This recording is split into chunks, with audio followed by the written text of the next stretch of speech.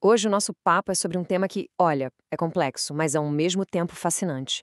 O enigma da perversão na nossa era. E como ela se mostra não só em atos isolados, mas em toda uma estrutura de pensamento que nos leva do isolamento para uma busca às vezes desesperada por conexão. Para começar, olha só essa citação que já muda totalmente a nossa perspectiva. A perversão, vista por essa lente, não é só sobre um comportamento específico, mas sobre uma arquitetura de defesa super complexa que a mente constrói para lidar com a nossa vulnerabilidade mais básica. E é aí que a coisa fica interessante, né? A gente vive esse paradoxo. Estamos o tempo todo online, com centenas, milhares de amigos, de seguidores, mas no fundo, muita gente se sente mais só do que nunca. Essa nossa análise vai explorar justamente como essa fragmentação emocional acaba virando um prato cheio para essas estratégias que a gente vai discutir. Então, vamos lá para a nossa primeira parte. A gente precisa ir além daquele rótulo mais batido para entender o que realmente está em jogo aqui. A pergunta que realmente importa não é tanto o que é um ato perverso, mas sim o que essa estrutura perversa está tentando evitar. E a resposta para isso, gente, nos leva para um conceito chave da psicanálise. Pode soar meio estranho, castração simbólica, né?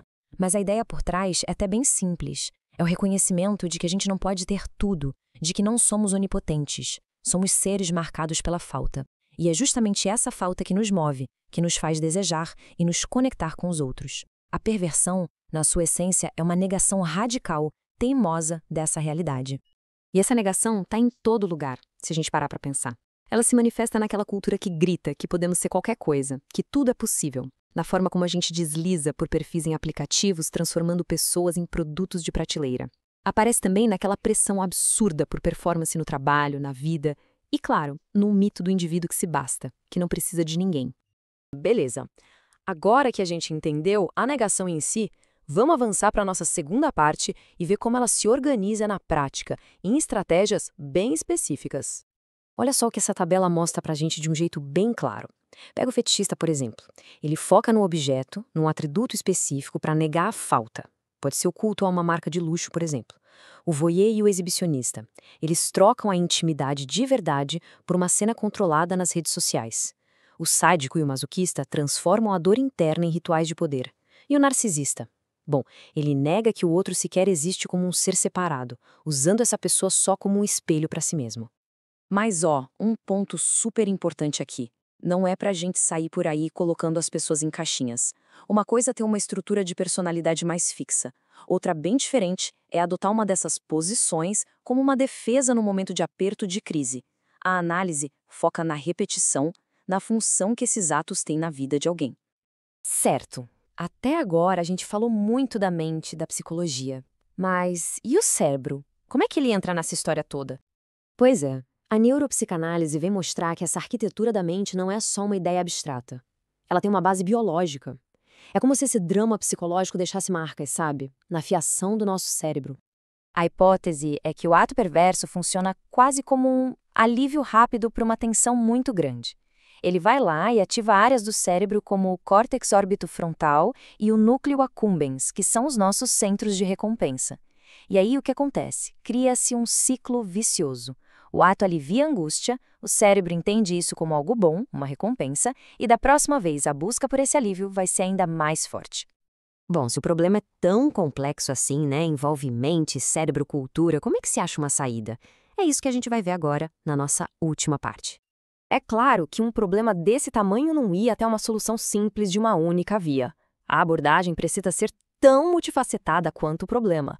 E é exatamente aqui que o trabalho do Dr. Adilson Reichert, que embasa toda essa nossa análise, se mostra tão, mas tão interessante. A proposta dele é uma abordagem integrada que atua em três frentes. Primeiro, a escuta psicanalítica. É para ir fundo, entender o porquê daquele comportamento. Segundo, as ferramentas da terapia cognitivo-comportamental, que dão o como prático para quebrar os padrões. E terceiro, a análise do contexto social para entender como o mundo lá fora reforça ou desafia esses padrões internos. E essa tabela aqui, olha, resume tudo de um jeito perfeito. A neuropsicanálise vai lá no inconsciente. A TCC dá as ferramentas para mudar o comportamento consciente, o dia a dia. E a educação social ajuda a pessoa a se reconectar com o mundo de um jeito mais saudável, mais empático. Uma coisa complementa a outra.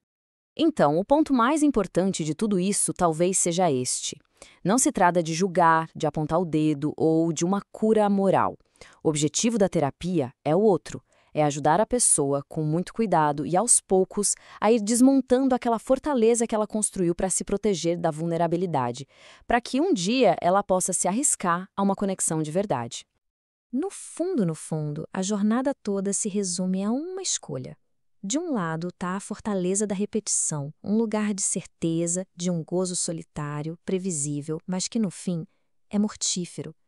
Do outro lado, a gente tem a aventura da conexão, um caminho cheio de incerteza, de vulnerabilidade, mas que é compartilhado, é vivo, é verdadeiramente humano. Isso tudo acaba nos deixando com uma pergunta bem forte para a gente refletir. E não é só sobre os outros, é sobre cada um de nós. Nas nossas próprias vidas, né? Para a gente se sentir seguro, no controle. Que certezas estamos dispostos a abrir mão pela chance de uma conexão de verdade?